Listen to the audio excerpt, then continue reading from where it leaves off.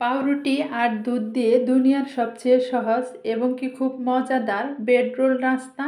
এই নাস্তাটা এতটা মজাদার হয় যে না খেলে বিশ্বাস করতে পারবেন না। হ্যালো এভরিওয়ান, আসসালামু আলাইকুম। কেমন আছেন আপনারা সবাই? আশা করি সবাই ভালো আছেন।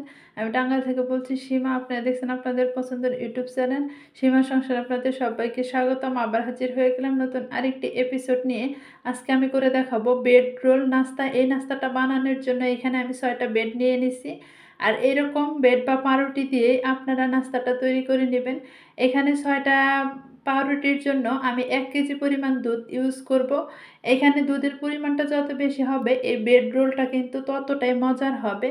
আর এই ব্রেড রোলের জন্য দুধটা অনেকটা ঘনত্ব করে নিতে হয়, সেই জন্য দুধের পরিমাণটা একটু বাড়িয়েই নিতে হয়।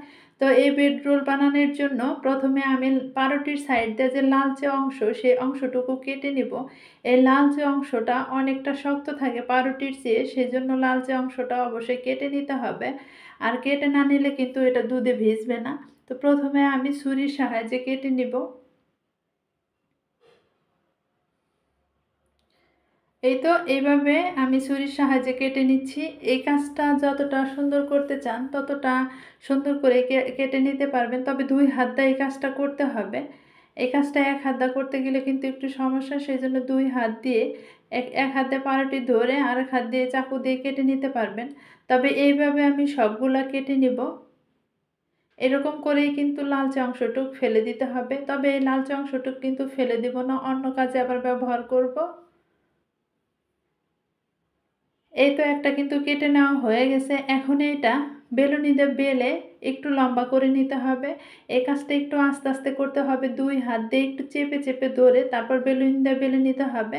এতে করে পাউরুটিটা একটু লম্বা হবে। আবার যখন ভিতরে পুরটা দিবেন তখন দেখবেন যে পাউরুটিটা তেমনটা হবে না, একদম নরম থাকবে বা সফট থাকবে। তো এইভাবে আমি সবগুলাই কিন্তু রেডি করে নিব।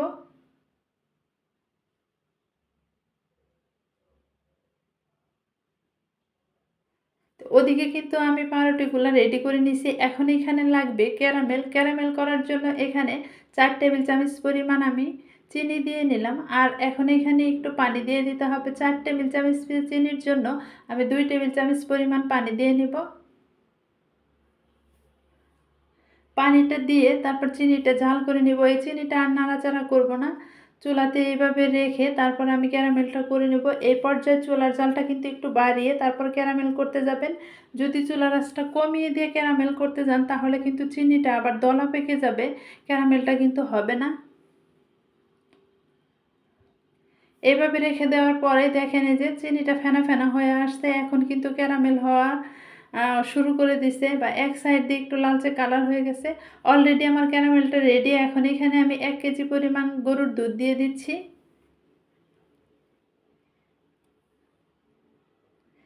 এই গরুর দুধটা দিয়ে তারপর আমি কিছুক্ষণ জাল করে নিব। ক্যারামেলের যে চিনিটা, এখন কিন্তু চিনিটা দলা পেকে গেছে, একটু জাল করলে দেখবেন যে চিনিটা নরম হয়ে গলে যাবে, দুধের সাথে মিক্সড হয়ে যাবে। এই ক্যারামেল করার কারণ হচ্ছে যে দুধটা একটু লালচে কালার হবে, সেই জন্যই কিন্তু ক্যারামেলটা করে নিলাম।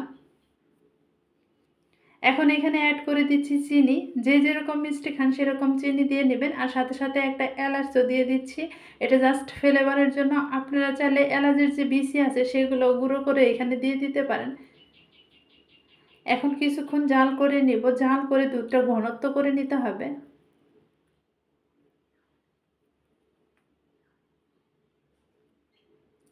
এই তো, আর এখন এখানে আমি কিন্তু গুঁড়া দুধ ইউজ করে দিছি। তবে 1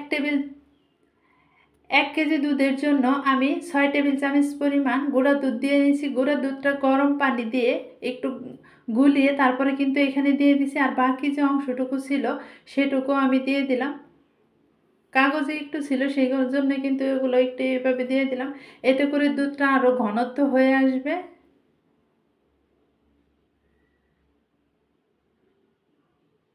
এই তো জাল করতে করতে দেখেন দুধটা কতটা ঘনত্ব হয়ে আসছে, আরও কিন্তু ঘনত্ব হয়ে আসবে। এখন এখানে অ্যাড করে দিচ্ছি লবণ। লবণটা দিয়ে নেড়ে চেড়ে দুধটা দেখেন কতটা ঘনত্ব করে নিচ্ছি। তো দুধ কিন্তু অনেকখানি ঘন হয়ে আসছে, দেখেই বুঝতে পারতেছেন। এটা কিন্তু ঠান্ডা হয়ে আর একটু গাঢ় গাঢ় ভাব আসবে, যেহেতু গুঁড়া দুধ দেওয়া হয়েছে সেই জন্য।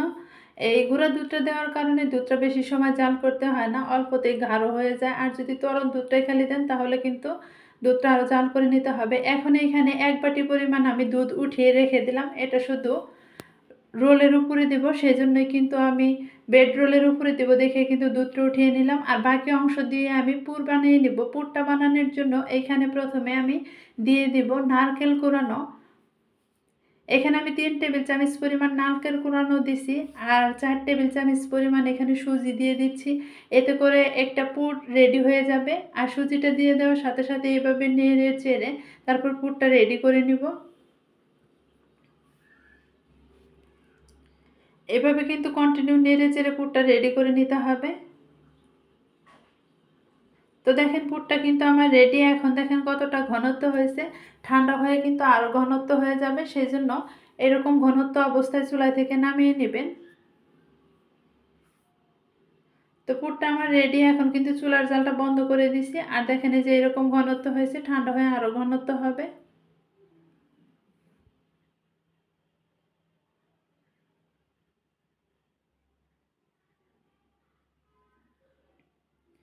এখন এখানে এই বেডগুলোর মধ্যে আমি পুরটা দিয়ে দেব। পুরটা একটু ঠান্ডা করে নিছি, এখানে 5 মিনিট সময় রেখে ঠান্ডাটা করে নেবেন। এতে পুরটা দেখবেন যে অনেকটা ঠান্ডা হয়ে যাবে। আর দেখেন পুরের ঘনত্বটা এখন কীরকম হয়েছে ঠান্ডা হওয়ার পর।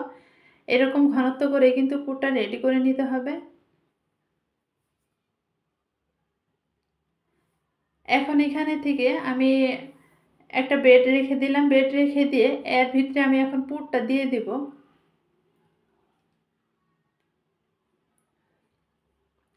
পুরটা ভালো মতো সেট করে নিতে হবে, এতে করে কিন্তু বেড রোলটা বেশি মজার হবে।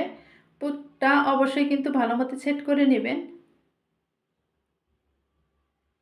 এভাবে সমস্ত বেডের উপরে পুরটা দিয়ে দিতে হবে।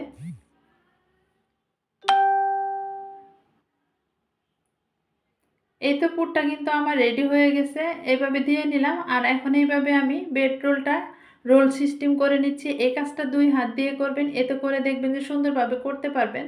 তো একটা বেড রোল কিন্তু আমার রেডি, সবগুলো কিন্তু আমি এইভাবে করে নিব। আর যে পাত্রে আপনি বেড রোলগুলো রাখবেন বা দুধ দিবেন সেই পাত্রে কিন্তু বেড রোলগুলো এভাবে বানিয়ে বানিয়ে রেখে দেবেন।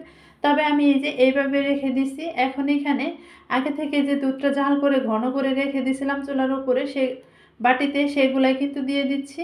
সবগুলো একইভাবে বেড রোল তৈরি করে নিছে। আর দেখেন দুধের ঘনত্বটা কীরকম হয়েছে। গুঁড়া দুধটা দেওয়ার কারণে কিন্তু দুধের ঘনত্বটা এরকম হবে। তো এইভাবে আমি দুধটা দিয়ে দিলাম, দিয়ে তারপরে এখানে আধা ঘন্টা পর্যন্ত অপেক্ষা করবেন। তবে আমার বেড রোলগুলো এতটা মজার হয়েছে যে অপেক্ষা করতে মন চাচ্ছে না। আমি কিন্তু গরম গরম পরিবেশন করে দেখিয়ে দিচ্ছি। এখানে আধা ঘন্টা পর্যন্ত অপেক্ষা করলে বেডগুলো আরও ভিজে দুধের সাথে সুন্দরভাবে ভিজে যাবে, খেতে আরও বেশি ভালো লাগবে। আর মিষ্টি জাতীয় যে কোনো জিনিস ঠান্ডা হলে কিন্তু বেশি ভালো লাগে।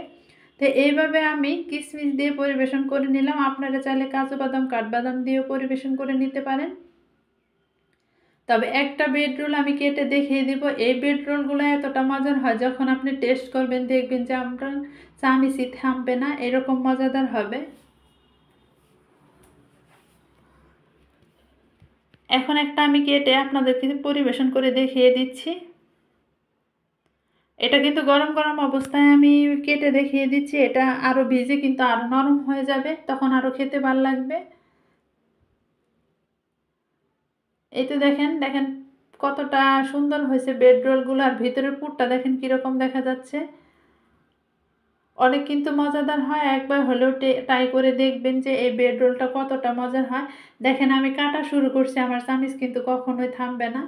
এটা এতটা মজার হয়, আপনি যখন বানিয়ে খাবেন আপনিও এই বেড রোলে ফ্যান্ট হয়ে যাবেন।